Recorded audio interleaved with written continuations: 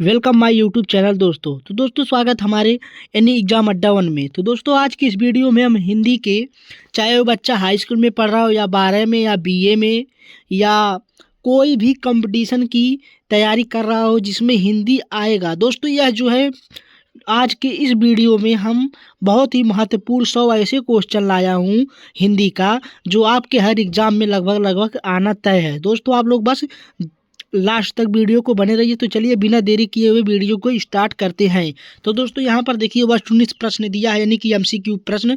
तो यहाँ पर देखिए प्रश्न नंबर पहला है दोस्तों। प्रश्न नंबर पहला क्या दिया है कि हिंदी साहित्य इतिहास लेखन की परंपरा का सूत्रपात किसने किया। तो दोस्तों जो हिंदी साहित्य लेखन की परंपरा का सूत्रपात किए थे वो गार्स द तासी किए थे। कौन किए थे दोस्तों? गार्स द तासी किए थे। उसके बाद दोस्तों हम लोग प्रश्न नंबर दूसरे की ओर बढ़ते हैं। तो दोस्तों देखिए प्रश्न नंबर दूसरा क्या, काल क्रमानुसार लिखा गया हिंदी साहित्य का प्रथम इतिहास ग्रंथ है। काल क्रमानुसार लिखा गया हिंदी साहित्य का प्रथम इतिहास ग्रंथ कौन सा है? दोस्तों देखिए इसका जो सही हो जाएगा ऑप्शन नंबर 10 सही हो जाएगा, modern vernacular literature of Hindustan. दोस्तों देखिए जो प्रश्न सही रहेगा उसी को हम इस वीडियो में पढ़कर बताएंगे। प्रश्न पढ़ेंगे और उत्तर डायरेक्ट आप लोगों को बता देंगे ताकि आप लोगों के दिमाग में बना रहे। और देखिए दोस्तों तीसरा प्रश्न है, इस्तुदर द लित्यू इंदुई ए हिंदुस्तान। इस्तुदर द लित्यू इंदुई ए हिंदुस्तान नामक हिंदी साहित्य के इतिहास ग्रंथ के लेखक कौन है? गार्स द तासी हैं। कौन है दोस्तों? गार्स द तासी हैं। उसके बाद दोस्तों यहाँ पर हम लोग प्रश्न नंबर आ गए चौथे पर। प्रश्न नंबर चौथा है, the modern vernacular literature of Hindustan के लेखक कौन है? जॉर्ज ग्रियर्सन है। कौन है दोस्तों? जॉर्ज ग्रियर्सन है। प्रश्न नंबर 5वां दिया है दोस्तों कि हिंदी साहित्य के इतिहास को व्यवस्थित रूप देने का श्रेय किसको है? क्या है दोस्तों? हिंदी साहित्य के इतिहास का व्यवस्थित रूप देने का श्रेय आचार्य रामचंद्र शुक्ल जी को है। उसके बाद हम प्रश्न नंबर 6वें की ओर बढ़ रहे हैं। प्रश्न नंबर 6वां दोस्तों दिया है, प्रश्न नंबर 6वां दिया, आचार्य रामचंद्र शुक्ल का इतिहास ग्रंथ हिंदी साहित्य का इतिहास मूलतः किस कृति की भूमिका में लिखा गया? हिंदी शब्द सागर में लिखा गया। क्या है दोस्तों? आचार्य रामचंद्र शुक्ल का इतिहास ग्रंथ जो हिंदी साहित्य का इतिहास है वह किस कृति में लिखा गया? हिंदी शब्द सागर में लिखा गया था।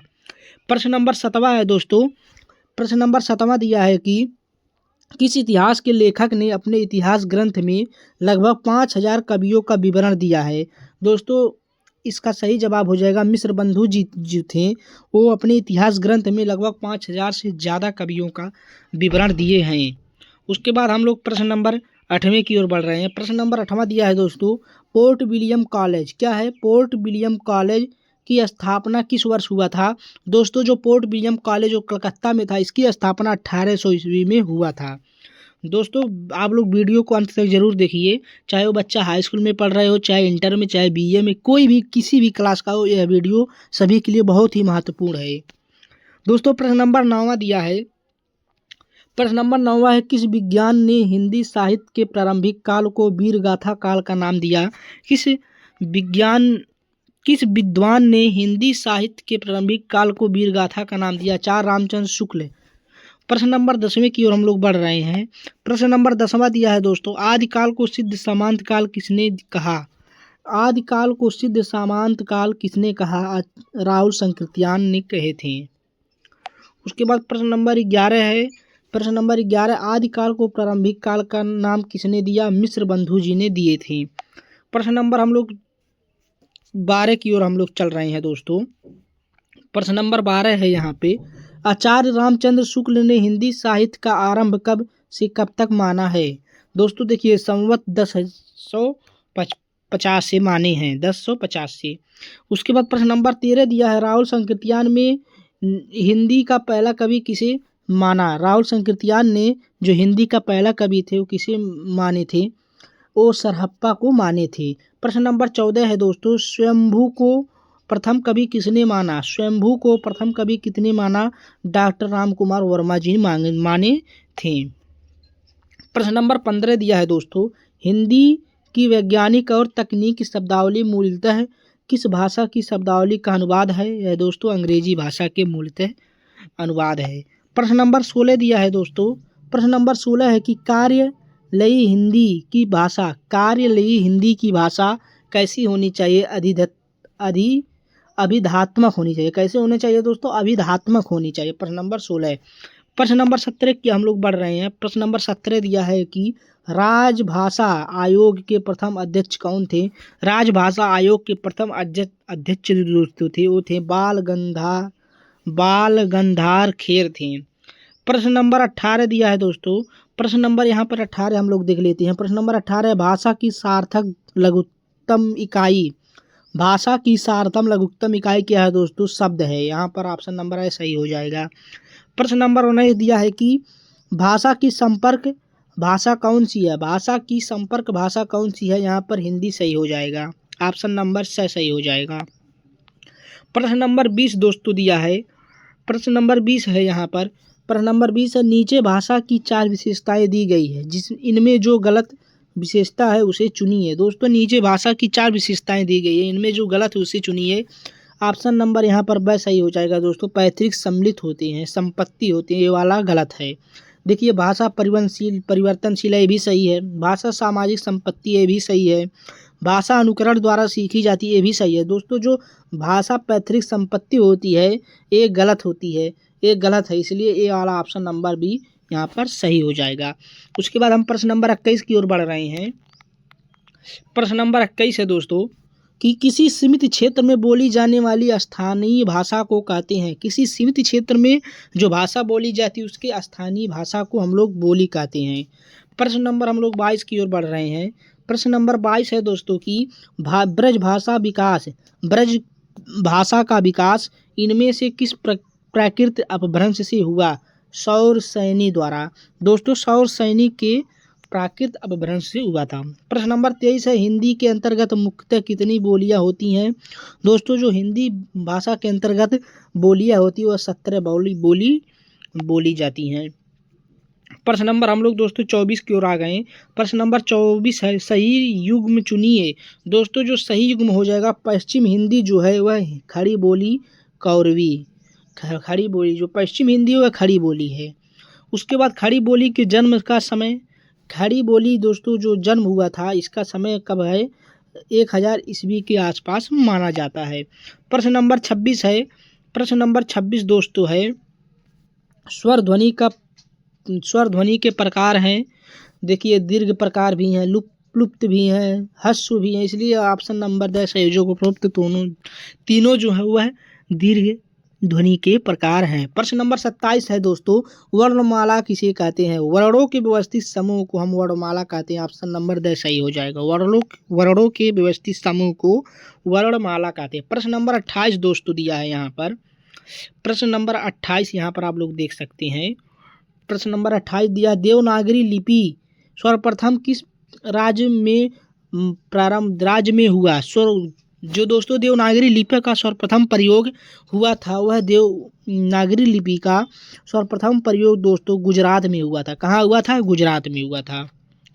प्रश्न नंबर 29 है दोस्तों। प्रश्न नंबर 29 है कि संविधान के किस अनुच्छेद में कहा गया कि संघ की राजभाषा हिंदी और लिपि देवनागरी होगी? किस अनुच्छेद के संविधान के किस अनुच्छेद में कहा गया कि संघ की राजभाषा हिंदी और लिपि जो होगी वह देवनागरी होगी? अनुच्छेद 343 में कहा गया था। उसके बाद प्रश्न नंबर दोस्तों हम लोग बढ़ रहे हैं 30 नंबर पर। प्रश्न नंबर 30 है दोस्तों कि भारत के संविधान में राजभाषा क्या है दोस्तों? राजभाषा की मान्यता कब प्रदान की गई? दोस्तों जो भारत के संविधान में राजभाषा की मान्यता जो प्राप्त हुआ था 14 सितंबर 1949 ईस्वी को प्राप्त हुआ था। प्रश्न नंबर 31 है गोरखनाथ के गुरु कौन थे? क्या है ना दोस्तों गोरखनाथ के गुरु कौन थे? दोस्तों गोरखनाथ के गुरु थे वो मत्स्येंद्र नाथ थे। कौन थे? मत्स्येंद्र नाथ थे। प्रश्न नंबर 32 है दोस्तों। प्रश्न नंबर 32 है शब्दी किसकी रचना है? शब्दी किसकी रचना है दोस्तों? ये गोरखनाथ जी का है। और जो मत्स्येंद्र नाथ थे वो गोरखनाथ जी के गुरु थे। रामानंद जी जो थे वो कबीर नाथ के गुरु थे, कबीर दास जी के गुरु थे, नाथ नहीं कबीर दास के। उसके बाद नाथों की संख्या कितनी मानी गई? दोस्तों जो नाथों की संख्या वह 9 मानी गई। उसके बाद हम लोग प्रश्न नंबर 34 की ओर बढ़ रहे हैं। प्रश्न नंबर 34 दिया है कि गोरखबानी के संपादक हैं। गोरखबानी के संपादक कौन है? पीताम्बर दास दत्त बड़थवाल थे। प्रश्न नंबर दोस्तों यहाँ पर हम लोग प्रश्न नंबर 35 की ओर बढ़ गए हैं। प्रश्न नंबर 35 दिया है कि आचार्य रामचंद्र शुक्ल क्या है? आचार्य रामचंद्र शुक्ल के अनुसार गोरखनाथ की समय सीमा थी। आचार्य रामचंद्र शुक्ल के अनुसार गोरखनाथ की जो समय सीमा थी वह 13वीं शताब्दी थी।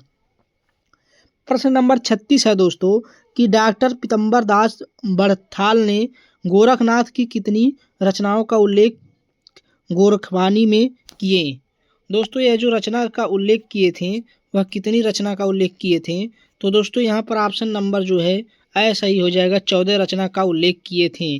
प्रश्न नंबर 37 है दोस्तों, नाथ साहित्य के आरंभकर्ता कौन थे? नाथ साहित्य के आरंभकर्ता जो थे वो गोरखनाथ जी थे। प्रश्न नंबर 38 है, गोरखनाथ का नाथ पंथ किस शाखा में निकला माना जाता है? वज्रयान शाखा में। प्रश्न नंबर 39 है दोस्तों, प्रश्न नंबर 39 है, ईश्वर की प्राप्ति को लेकर हठ योग प्रवर्तक किसके द्वारा किया गया था? हठ योग प्रवर्तक जो थे वो वह ऑप्शन सही होगा गोरखनाथ जी द्वारा किया गया था। प्रश्न नंबर 40 है, राहुल संकीर्तन की गोरखनाथ की समय सीमा का निर्धारण 1845 ईस्वी में। प्रश्न नंबर 41 है दोस्तों, गोरखनाथ को हिंदी का प्रथम गद्य लेखक किस विद्वान ने माना? मिश्र बंधु ने माने थे। प्रश्न नंबर 42 है, मीननाथ और मच्छंदरनाथ किसे कहा गया? मत्स्येंद्रनाथ को दोस्तों मत्स्येंद्रनाथ को मीननाथ और मच्छंदरनाथ कहा गया। प्रश्न नंबर 43 है, पहेलियाँ और मुकरियाँ किसने लिखी? अमीर खुसरो ने लिखी। प्रश्न नंबर 44 है, अमीर खड़ी बोली हिंदी के प्रथम कवि कौन है? अमीर खुसरो जी हैं। प्रश्न नंबर 45, अमीर खुसरो किस काल के कवि थे? आदिकाल के कवि थे। प्रश्न नंबर 46 दोस्तों दिया है कि अमीर खुसरो किस काल के कवि थे? आदिकाल के। प्रश्न नंबर 47, अमीर खुसरो किसके शिष्य थे? अमीर खुसरो जो थे दोस्तों वो निजामुद्दीन औलिया के शिष्य थे। प्रश्न नंबर 48 है, भारत का तोता क्या है दोस्तों? प्रश्न नंबर 48 दिए हैं, भारत का तोता किस कवि को कहा जाता है? भारत का तोता अमीर खुसरो को कहा जाता है। मैं हिंदुस्तान की तूती हूँ, अगर तुम वास्तव में मुझ में कुछ जानना चाहते हो तो हिंदवी में पूछो, मैं तुम्हें अनुपम बना सकूंगा। यह कथन किसका? अमीर खुसरो जी का है। प्रश्न नंबर यहाँ पर दोस्तों 50 पे हम लोग पहुँच गए हैं। प्रश्न नंबर 50 है कि अमीर खुसरो ने आविष्कार किया, अमीर खुसरो ने किसका आविष्कार किया था? सितार का। प्रश्न नंबर 51 है दोस्तों यहाँ पर, कबीर की वाणी का संग्रह बीज किसके कितने भाग हैं? कबीर की वाणी की संग्रह यानी कि बीज नामक में कितने भाग हैं? 3 भाग हैं। मोको कहाँ ढूंढे बंदो मैं तो तेरे पास में, पंक्ति किसकी है? कबीरदास जी का है। मासी कागज छुए नहीं, कलम कहियो नहीं हाथ किसने कहा? ये भी दोस्तों कबीरदास जी कहे थे। प्रश्न नंबर 54 है, तुम जिन जानो गीत है, यह भी कबीरदास कहे थे। ये हूँ निज ब्रह्म विचार, तुम जिन जानो गीत है, ये हूँ जिन ब्रह्म विचार किसने कहा था? कबीरदास जी ने। आचार्य हजारी प्रसाद द्विवेदी ने वाणी का आचार्य हजारी प्रसाद द्विवेदी क्या है दोस्तों? आचार्य हजारी प्रसाद द्विवेदी ने वाणी का डिक्टेटर किसे कहा था? कबीरदास जी को। कबीरदास को गुरु का क्या नाम था? रामानंद जी थे। प्रश्न नंबर 57 है दोस्तों, सदुक्कड़ी भाषा से आशय जिसमें अनेक प्रांतीय भाषाओं और बोलियों के शब्दों का मिश्रण हो उसे हम क्या कहते हैं? सदुक्कड़ी भाषा कहते हैं। प्रश्न नंबर 58 है कि आचार्य रामचंद्र शुक्ल ने भक्ति काल के निम्नलिखित में कवियों में किसे सबसे कम महत्व प्रदान किया? कबीरदास जी को। निगूढ़ वाग्य धारा की प्रवृत्ति दोस्तों, जो निगूढ़ वाग्य धारा की प्रवृत्ति होती है वह रूढ़ियों एवं ब्रह्म आडंबरों का विरोध करता है। ऑप्शन नंबर सही हो जाएगा। प्रश्न नंबर 50 है, कबीर का संबंध किस वाग्धारा से है? ज्ञान मार्गे निगुण भक्ति धारा से। ज्ञान आश्रय शाखा के प्रमुख संत कवि के कौन थे? कबीरदास जी थे। जायसी किस धारा के कवि हैं? जायसी जो थे वो प्रेमाख्यान वाग्धारा के कवि थे। उसके बाद दोस्तों हम लोग अगला प्रश्न देखते हैं। प्रश्न नंबर 63 है, मलिक मोहम्मद जायसी को जायसी कहा जाता है क्योंकि जायसी नामक स्थान के निवासी थे। पद्मावत की रचना दोस्तों, जो पद्मावत की रचना किए थे वो जायसी जी ने किए थे। कहरनामा किसकी रचना है? जायसी जी का है कहरनामा। पद्मावत किस भाषा में लिखा गया? अवधी भाषा में पद्मावत लिखा गया। निम्नलिखित में से किस कवि ने सिर्फ अवधी भाषा में ही रचना किया? वह मलिक मोहम्मद जायसी थे। प्रश्न नंबर 68 है दोस्तों। प्रश्न नंबर 68 है कि निम्नलिखित में से कौन सा कथन पद्मावत के बारे में सही नहीं है? पद्मावत की काव्य शैली प्रौढ़ और गंभीर नहीं है, ये वाला ऑप्शन गलत है। और देखिए इसमें प्रेम की लोक धार्मिक स्वरूप का चित्रण हुआ, ये भी सही है। इसमें दोहा चौपाई की शैली अपनाई गई, ये भी सही है। भारतीय लोक कथा क्या है? ये वाला यहाँ पे हम हो जाएगा, ये भी दोस्तों क्या है? सही है। भारतीय लोक कथा पर आधारित प्रबंध काव्य, ये भी सही है। भारतीय लोक कथा पर आधारित प्रबंध काव्य, ये भी सही है। इसलिए ऑप्शन नंबर 10 सही हो जाएगा। पद्मावत की काव्य शैली प्रौढ़ और गंभीर नहीं है, ये वाला गलत है। प्रौढ़ भी है और गंभीर भी है। पद्मावत को सभा शोक्ति किसने कहा? पद्मावत को सभा शोक्ति किसने कहे थे? आचार्य रामचंद्र शुक्ल जी। आखिरी कलम किसकी रचना है? मलिक मोहम्मद जायसी जी का। पद्मावत के नायक का क्या नाम है? पद्मावत के नायक का नाम दोस्तों बताइए, आप लोग इसको कमेंट करके जरूर बताइए। प्रश्न नंबर 71 को। पद्मावत के नायक रत्नसेन की पत्नी का नाम नागमती क्या था दोस्तों? नागमती था। इनमें में से सूफी काव्यधारा के कवि नहीं है। देखिए दोस्तों, जो कबीरदास जी हैं वह सूफी काव्यधारा के कवि नहीं है। और देखिए जायसी भी हैं, सूफी काव्यधारा के जो कवि हैं जायसी हैं, कुतुबन है और मंझन है, ये सब सूफी काव्यधारा के कवि हैं। सूरदास, ओ सॉरी भाई, कहाँ गया? हाँ इधर आ गए।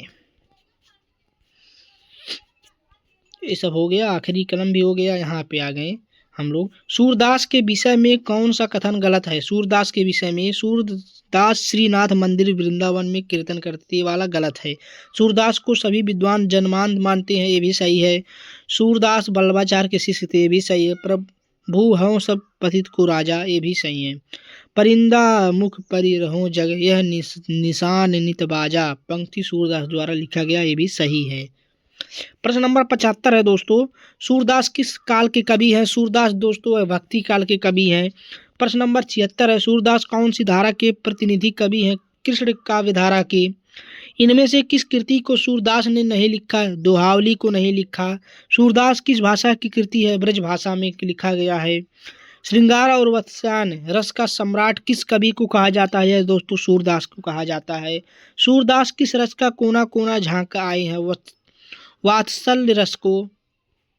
निम्नलिखित में से किसने पुष्टि मार्ग की स्थापना की? वल्लभाचार्य जी ने किए थे। वल्लभाचार्य सूरदास जी के गुरु थे। कृष्ण काव्यधारा के प्रवर्तक कौन है? स्वामी वल्लभाचार्य। सूरदास किसके शिष्य थे? वल्लभाचार्य जी के। भ्रमर गीत प्रसंग का मूल स्रोत श्रीमद् भागवत का 10वें स्कंद में। इनमें से सूर की रचना कौन सी नहीं है? रास पंचाध्यायी, ऑप्शन नंबर 10 सही हो जाएगा। रास पंचाध्यायी नहीं है। देखिए सूर सागर भी है, सूर सरावली भी है, साहित्य लहरी भी है, और रास पंचाध्यायी नहीं है। तुलसी के भक्ति का स्वरूप क्या था? हास्य था। अवधी भाषा के सर्वाधिक लोकप्रिय महाकाव्य का नाम? रामचरितमानस। रामचरितमानस में कुल कितने कांड हैं? 7 कांड हैं। तुलसी ने रामचरितमानस को कितने समय में पूरा किया? तुलसीदास जी जो थे वो रामचरितमानस को दोस्तों 2 वर्ष 7 माह 26 दिन में पूरा किए थे। इनमें से तुलसीदास की रचना नहीं है। रामचंद्रिका तुलसीदास जी का रचना नहीं है। कवितावली, गीतावली, विनय पत्रिका, ये सब तुलसीदास जी की रचनाएं हैं। प्रश्न नंबर 91 है कि रीतिकाल में किस रस की प्रधानता काव्यों में नहीं है? दोस्तों रीतिकाल में श्रृंगार रस की प्रधानता काव्यों में नहीं है। शांत रस भी है, भक्ति भी है, रौद्र भी है। रीतकाल में सर्वाधिक व्यापक प्रवृत्ति रही नायिका वेद और श्रृंगार रस विवेचना। देखिए दोस्तों, जो रीत काल है वो श्रृंगार रस का रस वाला यह काल था, और शांत रस नहीं था, भक्ति था, भक्ति भी उतना नहीं था, रौद्र भी नहीं था, इसलिए श्रृंगार वाला ऑप्शन नंबर सही हो जाएगा कि रस की प्रधानता काव्यों में रही। तो श्रृंगार रस का बहुत ज़्यादा प्रधानता रहा था रीत काल में। और दोस्तों, जो रीत काल के प्रसिद्ध कवि थे वो थे कौन, कमेंट करके जरूर बताइए। प्रश्न नंबर 93 है दोस्तों, रीतकाल कवियों की काव्य भाषा क्या थी? ब्रज भाषा थी। आचार्य रामचंद्र शुक्ल ने रीतकाल का प्रवर्तक किसे माना? चिंतामणि को माने थे। रीतकाल का समय 1700 से 1920 विसंगत था। रीतकाल को अलंकृत काल किस इतिहासकार ने कहा? मिश्र बंधु ने। रीतकाल की रीत सिद्ध काव्यधारा के कवि बिहारी थे। दृंग उरजत टूटत कुटुम्ब, जूरत चतुर चित प्रीति, यह कथन किसका है? बिहारी जी का। बिहारी सतसई किसकी रचना है? बिहारी जी का। बिहारी सतसई में दोहा 719 दोहा। प्रश्न नंबर 100 कंप्लीट हो गया। प्रश्न नंबर 101 है दोस्तों, घनानंद रीत काव्य किस काल के कवि हैं? रीत मुक्ति काल के। दोस्तों हम लोग जल्दी जल्दी पढ़ रहे हैं। इनमें से कौन सा कवि रीत मुक्त नहीं है? बिहारी हैं। और रीत मुक्त कवि घनानंद, आलम, बोधा, ये सब रीत मुक्त के कवि हैं। यह निसंकेच कहा जा सकता है कि भाषा पर जैसा। चलिए आप आज के दोस्तों में आज के इस वीडियो में 102 क्वेश्चन करा दिए हैं हिंदी का दोस्तों 102 क्वेश्चन हम लोग आज इस वीडियो में कंप्लीट कर लिए हैं। और दोस्तों चाहे वो बच्चा हाई स्कूल में पढ़ रहा हो, यानी कि चाहे वो 10वीं हो या 12 में या फिर बीए में, सभी के लिए बहुत ही इम्पोर्टेंट यह वीडियो है। सभी दो बच्चों के लिए, चाहे जिस भी क्लास में हो। दोस्तों अगर वीडियो अच्छा लगा तो अपने दोस्तों तक यह वीडियो को शेयर करिए। अपने दोस्तों तक ज़रूर शेयर करिए जो भी परीक्षा तैयारी कर रहे हैं, किसी भी चीज़ का तैयारी कर रहे हैं। अगर वीडियो दोस्तों अच्छा लगा तो कमेंट में ज़रूर बताइए। अगर कोई कमी भी रह गई हो तो कमेंट में ज़रूर बताइए। दोस्तों हम मिलते हैं नेक्स्ट वीडियो में, तब तक के लिए जय हिंद।